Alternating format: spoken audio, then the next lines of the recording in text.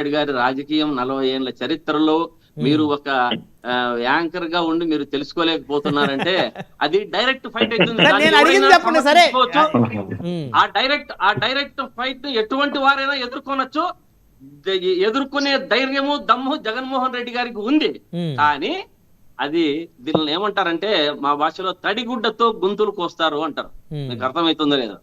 అంటే ఇది ఆ పక్కనే ఉండాలి, వీరు వాళ్ళను ప్రలోభ పెట్టాలి, వాళ్ళు టికెట్ ఇచ్చినంత మాత్రాన డైరెక్ట్ ఫైట్ అవుతుంది, అప్పుడు ఎంతైనా ఎదుర్కొనవచ్చు.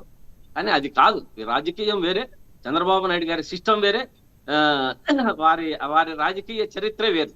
ఇంకా అవన్నీ మనం ముందుకు మాట్లాడుకుంటూ పోతే చాలా ఉన్నాయి. రామ్మూర్తి నాయుడు గారి గురించి మీరు మాట్లాడారు. రామ్మూర్తి నాయుడు గారి గురించి క్యాచ్ చేయాలనుకుంటే జగన్మోహన్ రెడ్డి గారికి పెద్ద పనే.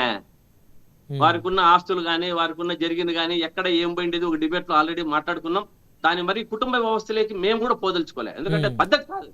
జగన్మోహన్ రెడ్డి గారు గాని మా పార్టీకి గాని ఒక నియమం ఏమంటే ఎవరిని కూడా దూషించద్దండి, ఎవరి కుటుంబాల్లోకి పోవద్దండి. రాజకీయాలు మీరు చెయ్యాలనుకుంటే ప్రత్యక్షంగా స్ట్రైట్ ఫైట్ గా చేయండి, కానీ ఈ తడిగుడ్డలతో గొంతుకొచ్చే రాజకీయం గాని వెన్నుపోటు రాజకీయం గాని చేయొద్దండి అని చెప్పి జగన్మోహన్ రెడ్డి గారు చాలా సందర్భాల్లో. సరే శ్రీకాంత్ గారు, ఇప్పుడు వివేకానంద రెడ్డి గారిని ఎవరు చంపుకుంటారని మీరు అనుకుంటున్నారు సార్? మీరు ఒక వైసీపీ నాయకుడిగా, ఎందుకంటే రాజశేఖర రెడ్డి గారు అంటే మీకు ఇష్టమే కదా సార్, మీరు ఆయన అభిమానే కదా? తప్పకుండా మేము రాజశేఖర రెడ్డి గారి నుంచి, ఎందుకంటే నా పక్కన విలేజే, నా అనంతపూర్ జిల్లాలో లాస్ట్ విలేజ్ నాది మరమేకలపల్లి. దాని పక్క నుంచి పులివెందుల కాన్స్టిట్యున్సీ వచ్చేస్తుంది. మా తాత కాలం నుంచి కూడా బాగా రాజశేఖర రెడ్డి గారికి రాజారెడ్డి గారికి వచ్చేది. మేము వాళ్ళ ఊరి విలేజ్ కి అయితే ఆయన కూడా మా విలేజ్ కి వచ్చేటివి. చాలా సందర్భాల్లో మేము ముందు నుంచి కూడా కలిసే ఉన్నాం, కలిసే ఉంటున్నాం కూడా. కానీ మీరు చెప్పేది చూస్తుంటే చాలా కథనాలు చూసాం. అంటే ఎలా జరిగాయి, ఎట్లా జరిగాయి అన్న అంశాల మీద.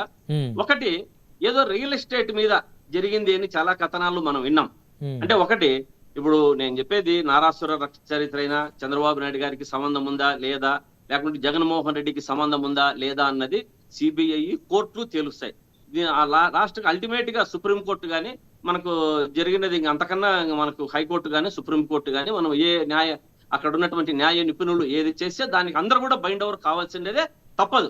సో మీరు దాన్ని గౌరవిస్తారు. రేపొద్దున విచారణ సంస్థలు ఎవరిని దోషులుగా తేల్చాము అనేది కనుక బయట పెడితే ఖచ్చితంగా మీరు వారిని గౌరవిస్తారు.